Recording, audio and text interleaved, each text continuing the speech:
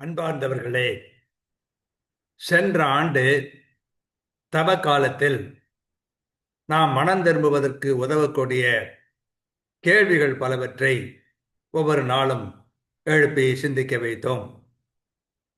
இந்த ஆண்டு தவ காலத்தில் ஒவ்வொரு நாளும் நம்முடைய சிந்தனைக்கு வீரமாமுனிவர், இறையடியார் வீரமாமுனிவர் தேபாவணியிலே எப்படி உதவுகிறார் என்பதை பார்க்க இருக்கின்றோம். ஆகிய ஒவ்வொரு நாளும் தேம்பாவணியிலிருந்து தவக்கால சிந்தனை என்று உங்களுக்கு தருவதற்கு நாங்கள் விரும்புகிறோம்.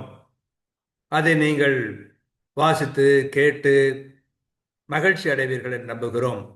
ஒருபுறம் தவக்காலத்திற்கு ஏற்ற சிந்தனையாக அவை இருக்கும், இன்னொரு புறம் தேம்பாவணியை ஓரளவு கற்றதாக இருக்கும், மூன்றாவது இறையடியார் வீரமாமுனிவருக்கு வெறுமனே உதட்டளவிலே பாராட்டுக்களை தெரிவிப்பதை நிறுத்திவிட்டு உளமாற அவருடைய அற்புதமான காவியத்தை நாம் படிக்கிறோம், ரசிக்கிறோம் என்று சொல்வதும் அதிலே அமையும்.